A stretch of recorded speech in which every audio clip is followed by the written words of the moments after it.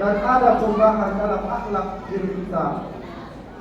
Oleh karena itu, untuk memperoleh kesucian maka hendaklah kita meningkatkan hubungan dengan Allah Subhanahu wa taala dan memperbaiki hubungan kita kepada sesama manusia.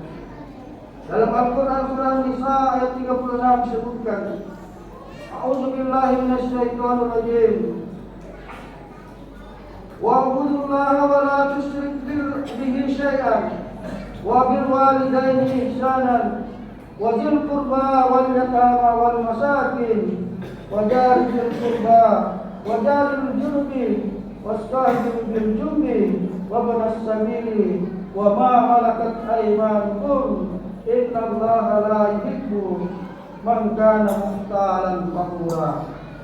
Yang artinya, dan sembahlah Allah dan janganlah kamu mempersekutukannya dengan sesuatu apapun, dan berbuat baiklah kepada kedua orang tua, karib kerabat, anak-anak yatim, orang-orang miskin, tetangga dekat, tetangga jauh, teman sejawat, ibnu sabil, dan budak yang engkau miliki.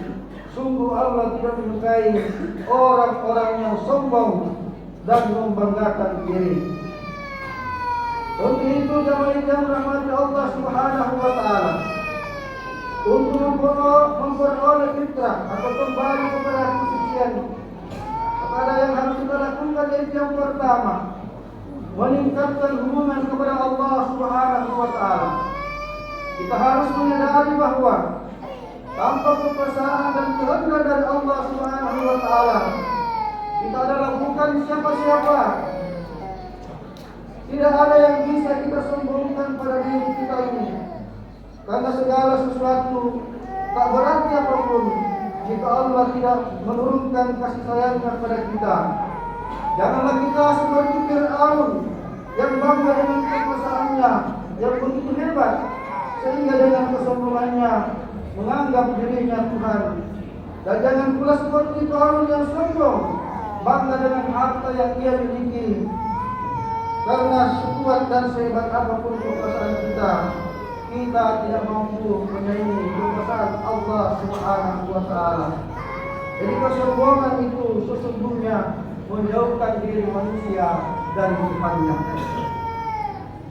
Memperbaiki hubungan dengan Allah adalah solusi yang terbaik jika kita menginginkan menjadi hamba yang kembali kepada fitrah, menjalin hubungan dengan Allah Subhanahu wa taala dengan senantiasa memelihara ibadah yang sesuai dengan ketentuan syariat. Dan memang Al-Quran menyatakan bahwa diciptakannya manusia tidak lain adalah untuk beribadah kepada Allah Subhanahu wa taala.